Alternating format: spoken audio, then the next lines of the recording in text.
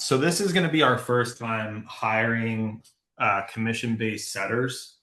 Okay. And so we currently have a team of about 20 plus salaried agents. And I kind of wanted to see if you had any recommendations around well, I'm a little nervous about blending them, right? And so now Mhm. that we're going to be hiring commission-based reps, kind of how that culture dynamic changes.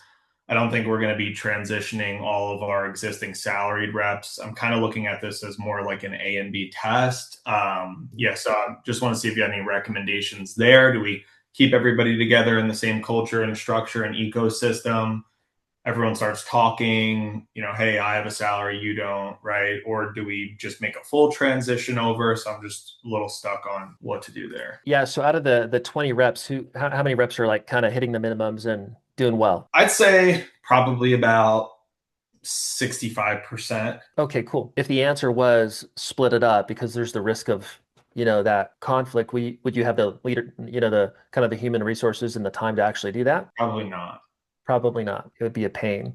Yeah. Well, if that's the case, if you just simply don't have the time, you know, you got your salaried guys, right? These are the guys that, you can depend on. 13 of them are doing well. They're paying the company bills, and there's the foundation there. Obviously, making a big adjustment with them, that 13, the 13, that'll go down to five or whatever, and that'll be worse than kind of keeping it the same. So if you can keep it the same, you probably want to keep it the same until you kind of totally flesh out the commission-based model. Okay, when we recruit four, we get one, and it produces this.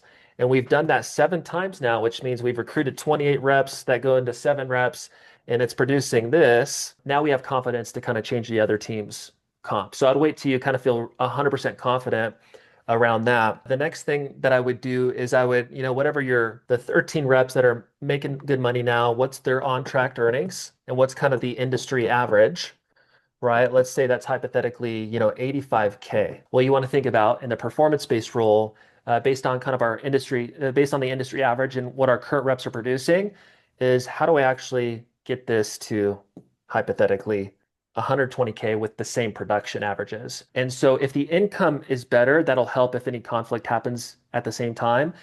And so keep that in mind when you reverse engineer the comp plan. I can help you think through that as well. So you want the on-track earnings to be ideally 25%, maybe 50% better, or more if doable. I don't know kind of what the margins are. And then lastly, you want to think about it as you're developing an entirely new program. Now, in the recruiting process, and you obviously understand that, but in the recruiting process, it's, hey, here's kind of what we've done. When you talk about the company, which is step three, right? It's introduction, it's culture, it's industry, and then step four is the company. When you discuss the company, that's, hey, this is kind of where I started, where I started my career, why I started this organization, and what we've accomplished over the last 7 years or whatever, right? So you're going to build credibility there because you're going to say, hey, what we've done over the last 7 years is we built a team of 20, and 13 are on average making 85K or whatever the number is, right? So you're pretty much going to use the existing team to show credibility that the company knows what they're doing. And that's not to discourage anybody that doesn't have an existing team yet, but you're going to, in your case, use this to build credibility. This is what we've done historically. And now we've developed, when you get to kind of the vision later, what we've done or what we're doing differently in the future is we've designed a totally new vision. We've been able to structure our compensation plan to where our reps who have historically on average made this, that actual income is going to go up by 50%, which is really, really exciting. So you're just kind of leaving it a mystery. They don't know why that is, right? So you're going to just make the claim on average. We've redesigned the compensation plan to be 50% higher. So the average rep that's doing 80K is actually going to be doing 120 now as we scale up this new division. But what's even more exciting about what we're planning to do over the next 3 years is we're going to take the 20 reps and we're going to scale this thing up to 100 or whatever the number is, right? So this is where you want to build in a really big vision and very high level. You want the on-track earnings to be, call it 50% higher, right? If it's less, you get it. But then you want to develop a really like exciting vision. So let's say that you had your 20 reps and on average, they're producing like 500K per year and you're at 10 million bucks right now, just hypothetically. Well, if that was you, your next goal would be to go to like 20 million and then it'd be to 50 million, right? And so I would say, okay, let's cut the 20 million and let's make a really exciting vision to go from 10 to 50 million in this example, and then reverse engineer the org chart. So if I'm going from 10 million to 50 million, and these are not your numbers, but I'm just kind of illustrating the point, which is a difference of 40 million, and I'm hypothetically at 500K, kind of bare minimum expectations for reps each. Well, if I'm going to do 40 million, this means I need an additional 80 reps to accomplish my goal, right? So we're going from 20 to 100 reps. And then what you do from there is you structure out the org chart, okay? So if I have hypothetically 8 teams of 10 reps, well, maybe that looks like a VP, a couple directors, and then they have 4 sales managers each, and then you lay out the vision. So kind of the difference is, hey, this is what we've done in the past. We've crushed it. We've actually redesigned things to be much better in the future, not only compared to what we've done historically, but in comparison to the industry.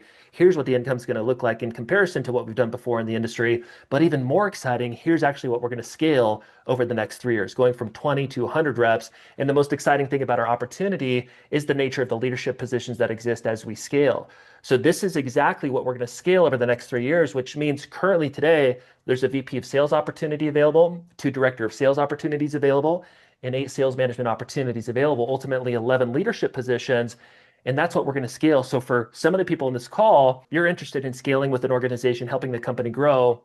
There's 11 opportunities that'll exist in the next 12, 24, 36 months. And so you're not being dishonest. You're saying, this is what we've done. You're not talking about the details of the comp. You're saying, this is what's going to be in generally different in the future, 50% increase compared to what we've done in the past and also the industry. But even more exciting, here's the org chart that we're going to scale over the next 3 years. This is what makes us unique specifically for the best people on this call. And so that would be kind of the angle.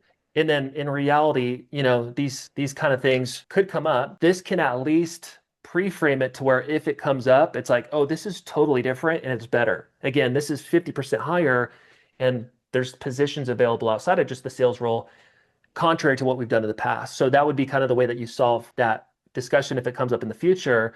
And then a last thing, which would be kind of preference, if you want to do this. I don't know what it's like with the current team, but you can just be honest with them too. Say, hey, this is what we're going to build moving into the future. We want to provide an opportunity for everybody where this business, this is an organization where you can depend on long term for yourself, for your family. And the most important thing when you're scaling a successful business that's going to last for 10, 20, 30 years is that the business is profitable and makes good money. And the way that we've done things historically, it's got us to this point, and we're really blessed. And nothing's going to change for you guys. But the way that we're going to be able to scale profitably in the future and do X, Y, and Z, so everybody here can continue to have a long-term, sustainable opportunity for themselves and their family, is we're going to build out a performance-based role. So, and you'll give them the context of what you're doing, and then just say, so what this means, guys, is you're going to have kind of the special, more financially secure comp, and we're going to do something different for everybody else that joins in the future. And you're not going to talk about your comp. And if you do, it's going to be a problem. And so those are kind of my top of mind thoughts on those things. Perfect. Thank you.